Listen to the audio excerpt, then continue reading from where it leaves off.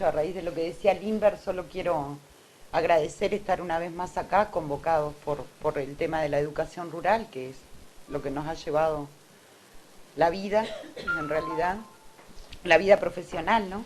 Y recordaba que sí, que en aquel momento en que la educación rural no era mirada por nadie más que por los maestros, recibimos la apertura de la revista a través de Irma, fue en aquel momento en Tacuarembó, de crear un espacio permanente en la revista que pudiera estar presente la educación rural. Y bueno, fue de las primeras puertas que se nos abrían en muchos años, ¿no? Y hoy otra vez, yo siento que bueno, que la revista está otra vez apoyando, cuando en un momento de crisis nuevamente, la educación rural está apoyando otra vez, como siempre, ¿no? Pero otra vez fuertemente. Así que de mi parte muchas gracias y muy honrada de estar acá. Lo que voy a compartir es simplemente desde el trabajo de estos años y bueno, y reflexionar un poquito, conversar un poco sobre la vigencia de las especificidades de la educación rural, que nosotros seguimos sosteniendo que las tiene. Y bueno, si miramos la historia de la educación rural, en realidad, bueno, vemos que a lo largo de la historia se establecieron fundamentos y líneas de acción en concordancia con lo que se pensaba que eran las especificidades de la educación rural, ¿no? Y así fue que se determinaron algunas formas de trabajo, de organización, que es lo que ha dado la impronta a la escuela rural y al maestro rural, en realidad, a la maestra y al maestro rural. Y en el año 49 vemos plasmada esta forma de pensar, la especificidad, en el programa de 1949, que fue el que estuvimos en vigencia hasta el 2008, ¿verdad? Con modificaciones, pero fue el que estuvo vigente hasta el 2008. Y allí aparece como concepto novedoso y estructurador a través del programa el concepto de escuela productiva, en donde vemos claramente el fuerte papel que se le da a la escuela rural como centro cultural, no solo, o mejor dicho, en la función educativa, no solo para el niño, sino para todo el medio social en el que estaba inserta la escuela.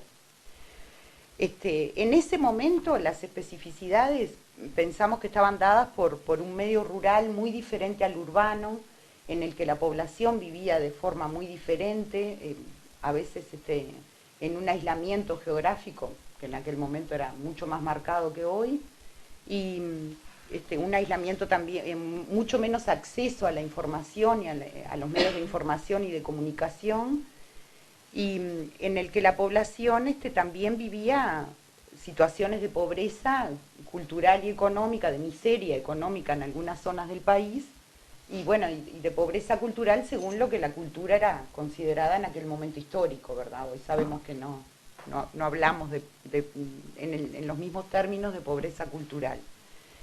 Y esto fue lo que determinaba que el niño, bueno, necesitara de otros conocimientos para poder desenvolverse en ese medio, pero también en cualquier otro en el que le tocara vivir, que era lo que se establecía en el programa, y el maestro, reconociendo esas especificidades, también se iba a plantear la enseñanza desde ese medio, reconociéndolo como un medio enseñante. Nos preguntamos hoy en día en qué ha cambiado esa situación y por qué. ¿En qué sentido hablamos de que hoy en día también tenemos especificidades en la escuela rural y en la educación rural? Nosotros sostenemos como especificidades de hoy la social, igual que en la década del 40 lo sostenían los maestros, y también reconocemos una especificidad didáctica en un sentido diferente, quizás lo que se reconocía en aquella época, que está dada esa especificidad didáctica por el reconocimiento de que hay un potencial en el grupo multigrado, un potencial para la enseñanza, un potencial para el aprendizaje, y que yo digo que es la nueva especificidad o lo novedoso en las especificidades es ese reconocimiento del potencial del grupo multigrado, desde ahí reconocer. La especificidad social hoy se da porque por más que las formas de comunicación, del acceso a la información hayan cambiado en el medio rural, por más que las formas de producción han cambiado y hoy se habla de una nueva ruralidad, se habla de que no tenemos un medio rural único, que es así, no es que se hable, sino que bueno, no hay un medio rural único, sino que se puede, hasta hay autores que dicen que hay muchas ruralidades y no una sola. Cada territorio tiene una identidad única que viene dada por la historia que tiene ese territorio, por el presente que vive y por las proyecciones que también tiene la comunidad que vive, que habita ese territorio, y en el cual hay una escuela. La escuela sigue siendo hoy la única presencia estatal en la mayor parte de los territorios del país, y también sigue siendo en muchos el único centro de referencia social. Sin duda que sigue siendo el único centro de referencia cultural en cualquier medio, aún en los medios de Canelones que conocemos, Margot, en donde hay una población que no está aislada, que está agrupada, pero bueno, allí la escuela es el centro de referencia cultural sin duda, quizás no social, pero sí cultural. Y la escuela tiene un papel en esa identidad del territorio, cumple un papel porque ha formado parte de la historia de ese territorio y forma parte de las proyecciones de esa comunidad. Forma parte porque la escuela sigue vinculándose, la escuela rural sigue vinculándose de una manera particular. Antes lo llamaban vincularse, la escuela de puertas abiertas, bueno, tomamos ese término y decimos, sí, la escuela en realidad es casi que imposible que viva, que esté de puertas cerradas a la comunidad. Y cuando a veces ocurre eso de que un poco se cierra la escuela a la comunidad, vemos que son los vecinos los que le demandan a ese maestro, a esa maestra que trabaja más en burbujas, por decirlo de alguna manera, que le demandan que la escuela es de la comunidad, en realidad, ¿no? Y es imposible, a veces, es imposible trabajar en una escuela que esté con el portón trancado, digamos.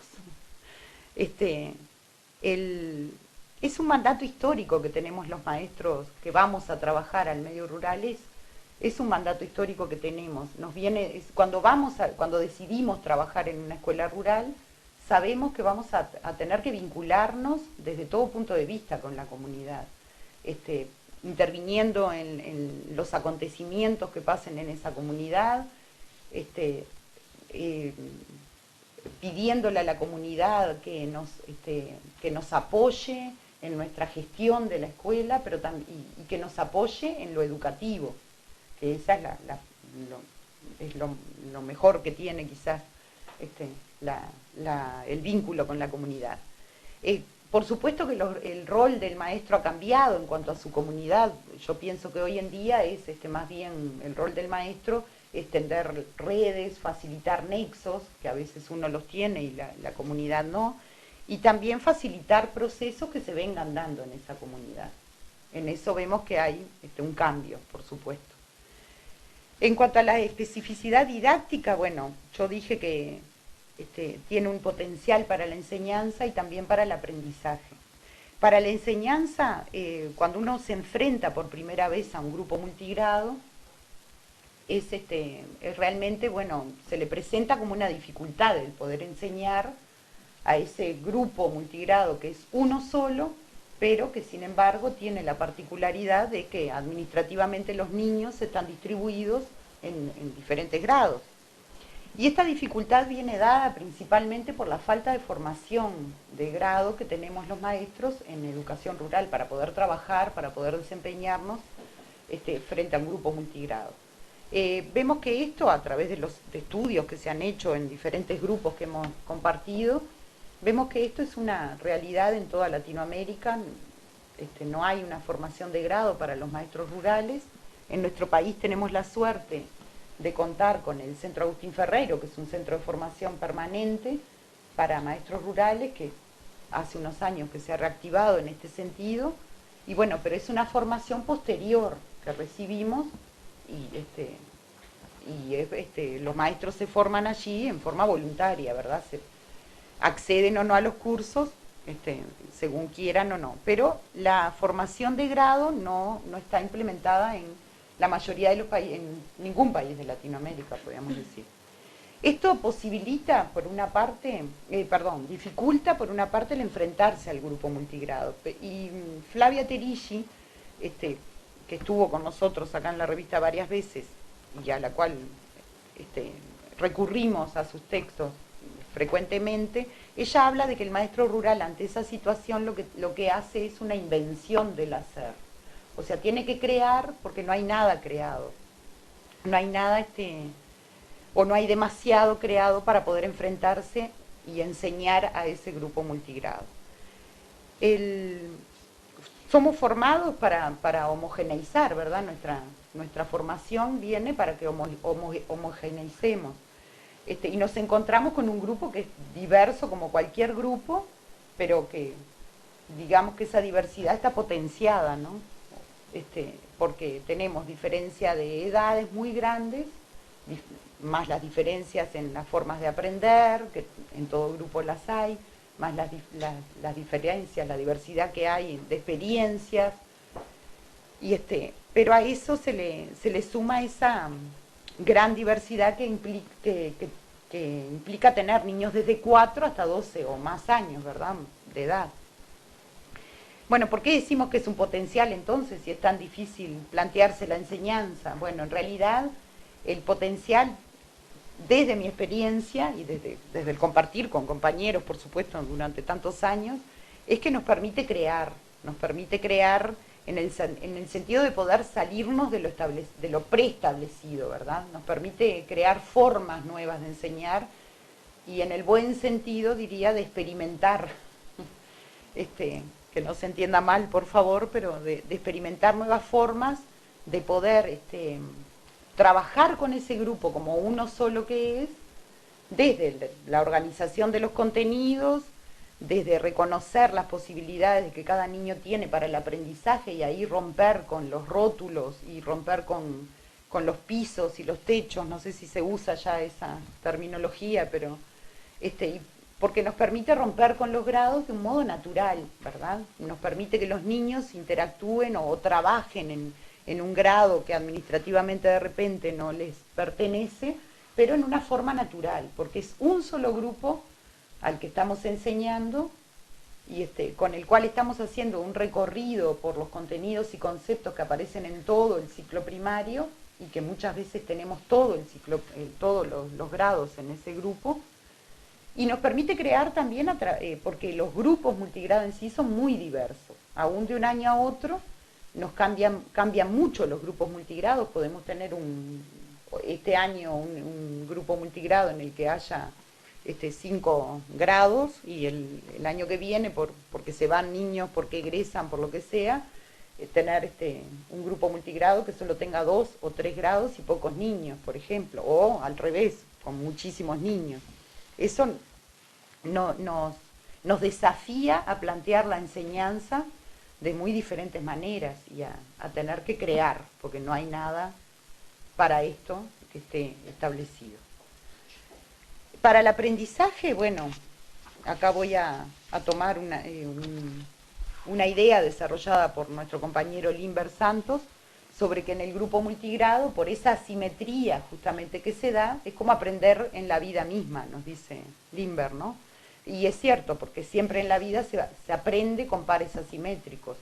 El ejemplo más, creo que más significativo de esto es que siempre los hermanos más chicos son como mucho más, aprenden mucho más rápido que los más grandes, ¿no? ¿Y por qué es eso? Bueno, justamente porque van aprendiendo todo con los hermanos más grandes. Y de repente hay mucha diferencia de edad entre unos y otros. En el grupo de amigos es muy raro que todos todos los amigos tengan la misma edad. Yo he aprendido mucho con Irma, por ejemplo, por decirlo, y Irma es mucho mayor que yo. Pero es cierto, ¿verdad? En la vida nunca aprendemos con gente que tenga ni las mismas experiencias, ni la misma edad, ni la misma trayectoria que nosotros. Eso se da en el grupo multigrado, y si nos planteamos el desafío de poner a interactuar a esos niños, pero desde el pensarlo, ¿no? Desde el organizar la clase el grupo, para que esos niños puedan interactuar desde el aprendizaje, tiene un potencial impresionante para el aprendizaje. Pero también es un potencial para la enseñanza, el poder, el tener esa flexibilidad, o el poder flexibilizar la organización social del grupo, ¿no? El poder formar grupos según lo que queremos que aprendan, según las disciplinas que estemos trabajando, según lo que sabe cada uno, lo que puede, las habilidades, las capacidades de cada niño. Eso es un potencial para la enseñanza y forma parte de ese crear que yo digo. Y bueno, por acá nomás yo voy a quedar diciendo que, resaltando la idea de que si la educación rural sigue teniendo esas especificidades y hay que seguir trabajando en ellas, por supuesto, para seguir desarrollando conocimientos sobre las mismas. Y creo que lo estamos haciendo desde este lugar también. Bueno, muchas gracias.